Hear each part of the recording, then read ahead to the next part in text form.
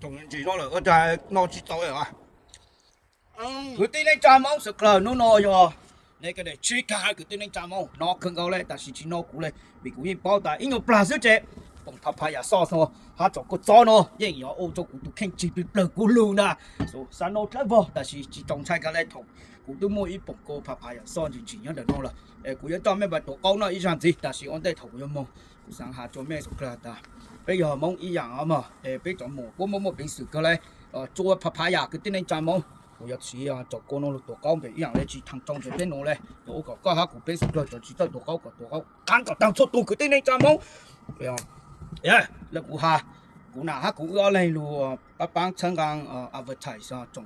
高種冇種佢種啲咧，個拍拍下咧個邊啊 whatever 樣單路，個咧應住上嘅，個咧應我幫路度殺粒報數，所以大家嘢到路布嚟 video 咯，就個幫拿 like 拿 share。做個圖啊，sister 啊，做 papaya 咯嚇，呢個好似 relate to 啊，做 papaya，但是俾一隻芒，俾是幫炒嘅，所以又俾能夠你冇，你又俾咗多兩多羅，做乜俾少波波，乜俾少又偷到波啲啊，冷羅咯，擺在啲菜佢啲你隻芒嚟攞，俾食得多講咯，OK，我有嗰個養魚差唔多，知道了，我做雞水咁多啦，哎呦，一路雞樣嚇，哦。Đó, cho sáng nay chào cái, cũng chỉ cho nhà của cho lư họ nói chỉ can, bọn nó chỉ giàu cái, biết đâu xí nó, cái chuyện gì cứ tên này chào mong, cho papaya, cứ tên này chào mong sang cả nữa, nó chuẩn đi cả sư, rồi giờ chỉ lư ha, chỉ lư la ha, chỉ lư chỗ rồi ok,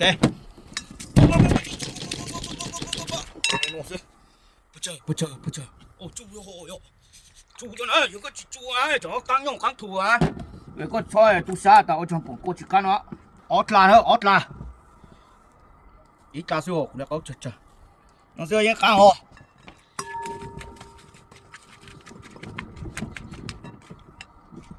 Ủa xong bao có bộ á, nơi tư chỉ căng ok. Tao xí nó hề. Sẽ cũng chân to. Nó hỏi nghe cái bộ nó cho con ấy cũng muốn bị sự món chơi món nó lại hả ý là for papaya đấy chúng tôi ý rằng thì cái tên này chăm mong biết trồng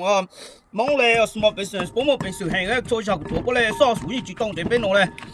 nhà cũng muốn nhảy kho sát đại khang lại tự mình chỉ á so bên mà nó xí nó tu system nó lại ok cao cái phải mất rồi ý em lại siêu chỉ cho nhà cô ok, ui giờ xí cũng sạch thế rồi cái, chỉ cho sáng cái gì hết, cái tên này chả mong sọc là ta cũng nào chú cũng nào đấy xí cũng nào chỉ cho 300, cũng nào muốn chỉ cũng to, có sao tạm chỉ khám bảo chẳng hả, ta xí luôn cái mùa sông câu, bây giờ chỉ bao ta phăng cũng bao hai, số ta có gì cả, ta xí trong đó rồi.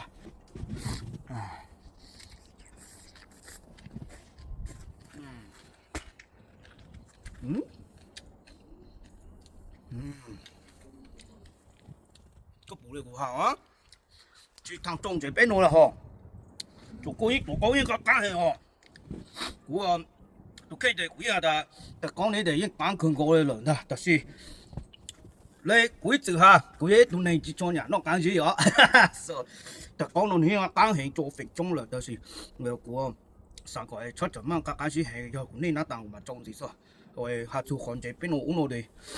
có thể sẽ chăm plei là cái tên này chăm á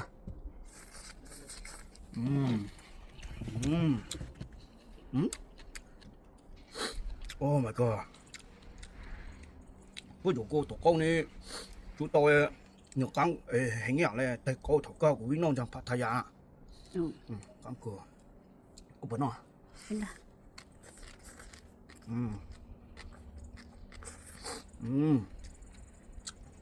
cái tên này chăm không nhưng cũng khám phá tại cô câu này căng gió cái tên này chăm không tây rồi ok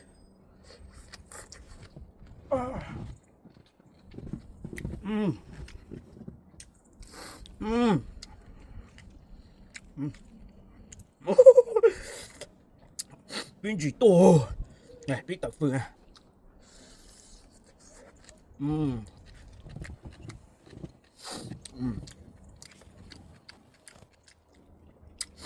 cái tên này chăm mong luôn biết rồi nó kìa cũng chỉ một chơi tí nó với chỗ cô papaya này chứ trồng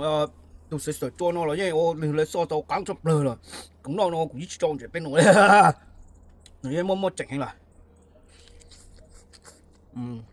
um um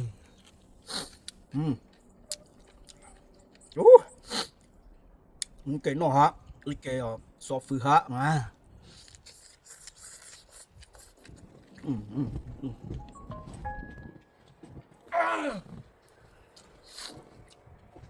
trồng chỉ nó là ở đây nó chỉ tao rồi à